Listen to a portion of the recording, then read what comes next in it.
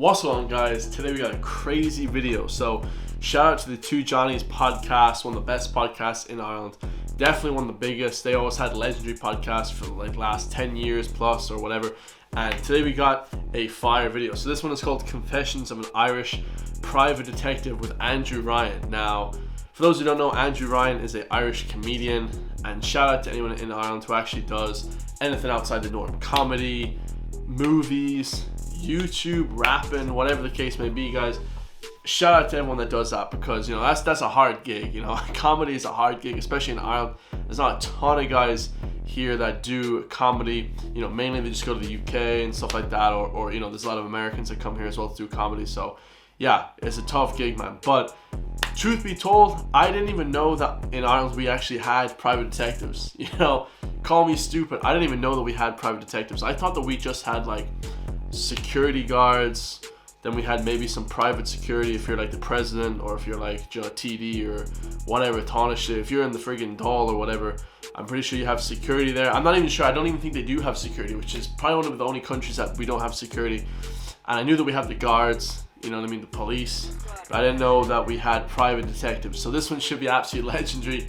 I don't know how you actually become a private detective in Ireland. I think you have to have prior military experience or prior Gardaí, police, you know, detective work or something, but maybe not, guys, because this guy doesn't look like he has prior policing or anything like that, but maybe he was a guard in the past. I'm not really sure about his background, so this one should be legendary, guys. Make sure to hit that subscribe button, go over to my Patreon and check out my Patreon for more blocked videos, uncensored content, and let's get it. I got a job as a private investigator. What the fuck? For who? A company out in Ballincollig in Cork, yeah. doing surveillance on people who had suspected fraudulent insurance. Okay, claims. not like... Oh, good. I hate fraudsters. If you're a fraudster, bro, I hate you. Bro, I hate that shit. That stuff is just scum of the earth. Scumbags, guys, robbing people. Make your own goddamn money. I hate that shit. Fraudsters. Man, I hate that shit. That shit burns me the wrong way. Because I've never been scammed before, but I know people that got scammed. Shit's the worst. Doing surveillance on people who had suspected fraudulent insurance. Okay, claims. Not like fucking cheating husbands and stuff. Oh, I did one job. Did you? I'll tell you about that in a minute. Dude, tell us about that. I'll tell you about that. Don't you worry about it. I'm still on the case 20 years later. We still don't know if he's cheating or not. Ongoing. He's getting married next week. But, anyway, so basically my old fella got me a job. I was useless. Right. So when I left school, all my mates were going to UCC. What are you doing? You know, people would be like, oh, I'm going to UCC now, I got 420. Yeah. I'm going to do it. I didn't get that many points from leaving cert. I did go to college though, guys. 4 years honours degree. County Gaines got 4 years honours degree. Praise be the Lord. And I didn't get that many points in leaving cert, guys. I got like 278 or 300. Bart, I'm like, you're going to be a teacher. Yeah. Oh, I'm off to fucking UCL to do engineering or whatever. Like, so I got a job. I was working in the Maryborough House Hotel. Yeah. And fancy spot. And I worked there since I was 16, you know, in the summers. And it was hard work, and I did it for about 3 months. Anyway, I think the parents had a meeting or something. And they were like, we need, like an intervention or something.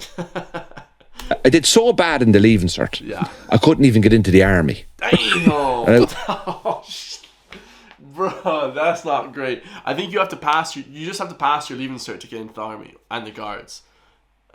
That's not great, guys. Now, truth be told, a lot of the jobs like teaching and stuff, that's boring as hell. So you don't want to go to college either, guys. To be honest, like teaching and all that stuff is boring as all get out, man. You know what I mean? I do not want to be a teacher ever. You know what I mean? Well, maybe I do, but just right now, I should just No, there's nothing wrong with being in the army, but I couldn't even get nautical science, which was like 280 points. Like even the sea didn't want me. Like, you know, I know where to go. Like nautical science was 280 points. It was the first one you could get to go to a college. Right, the lowest one. The lowest one you could get in, right? Yeah. And I couldn't even get into that. And so I got this job. That's tough, because I got 270 points and I have a level 8 degree from a university. Atlantic Technological University in Galway. So Lowest one you could get in, right? Yeah. And I couldn't even get into that. And so I got this job. Somebody did me a favour and got me in, like doing admin, office admin. Oh, nice. And, you know, filing and stamping letters through the good. franking machine. That's Licking good, envelopes. Oh, I was there when people were smoking in offices. That's how far back. Like, I'm a young fella. Like, I remember, like, that was only in the 2000s. Yeah. And they were smoking away, like. And I went in anyway, and I hated it. Yeah. Couldn't cope with it. And I was messing. I was messing around. Yeah. So they had this investigations department where they would do. So, for example, if you had a crash now, right, and you were claiming 80 grand for a bad back, and on your claim form, you would say you can't do anything, you can't leave the house. It's impacted your mental health. You put on you can't go to the gym and all this kind of stuff. Yeah.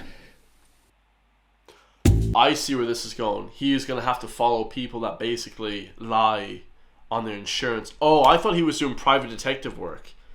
Oh, this is sad. Mental health. You put on you can't go to the gym and all this kind of stuff. Yeah. By the time that claim gets processed, it could take 2 years. Yeah. Right? But in that 2 years, they'll just have somebody to go and have a look at you, just see what you're up to. And if we catch you playing five-a-side or playing GA, Yeah.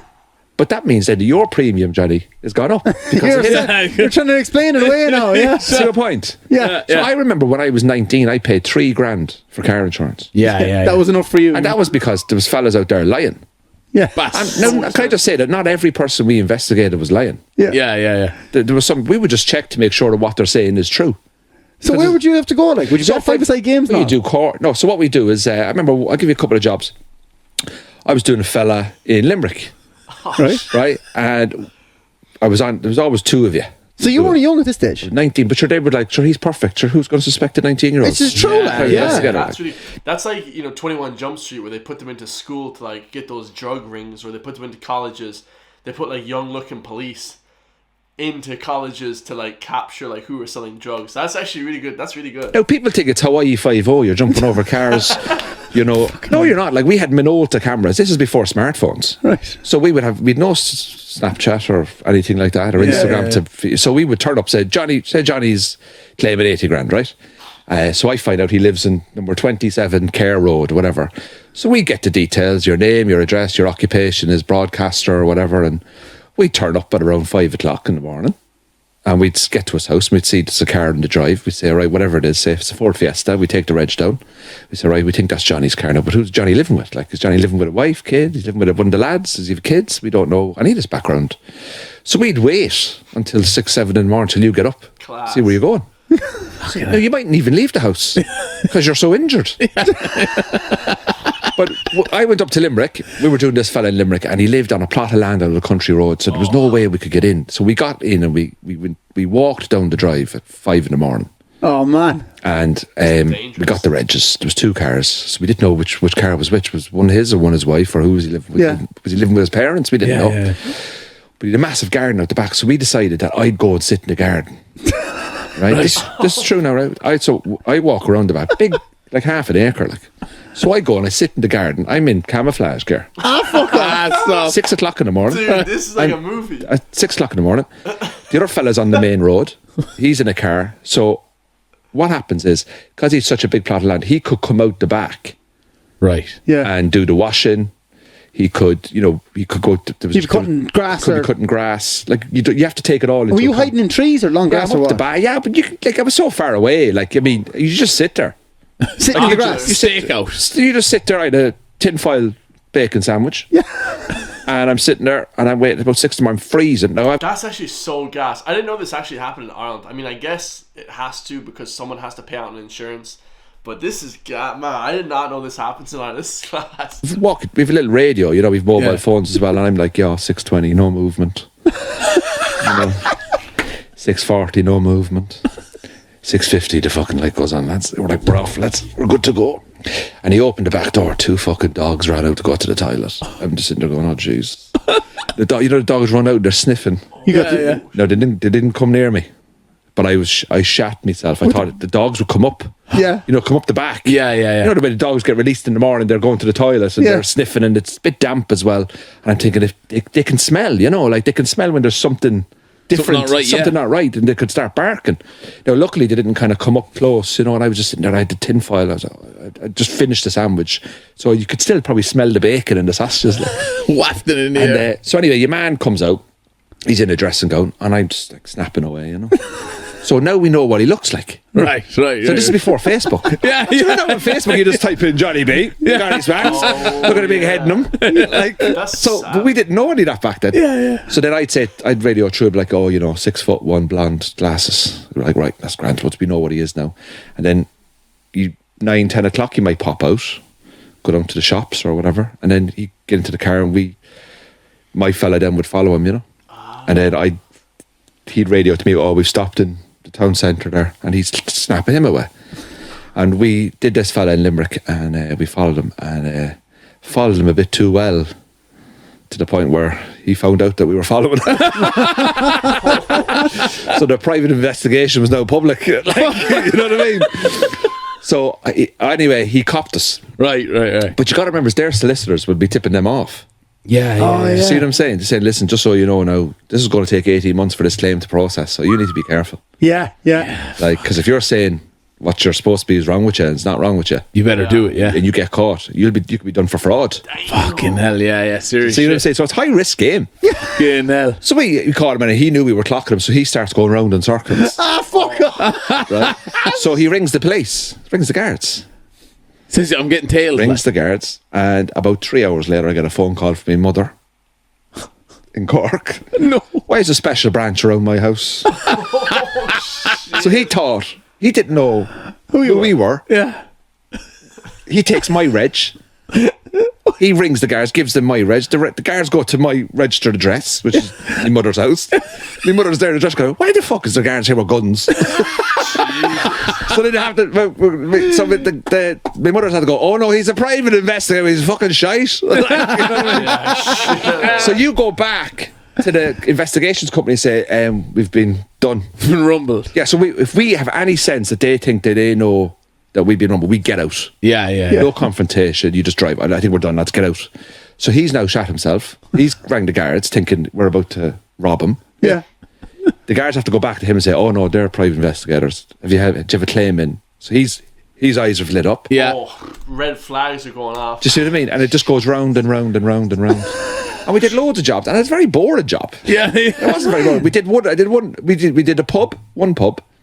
So fellas nicking from tills in the pubs. Oh, right. Fucking But fellas are stealing from businesses and stuff. Yeah. But I did that job for 9 months, and it was the worst job I've ever had. That seems kind of class, but that seems kind of cool. But I think you'd need maybe a few like teams or something, or something kind of a bit more kind of in depth, in terms of the investigation, because a lot of that stuff, unless you're doing it really well and you're catching some people doing some crazy stuff, then it wouldn't really be that exciting, guys. Honestly, that sounds kind of boring. But absolute legendary, guys. Confession of an Irish Private Detective with Andrew Ryan. The two Johnnies, absolute legends. I love you guys all. Thank you so much for watching. I'll see you all in the next one. Peace.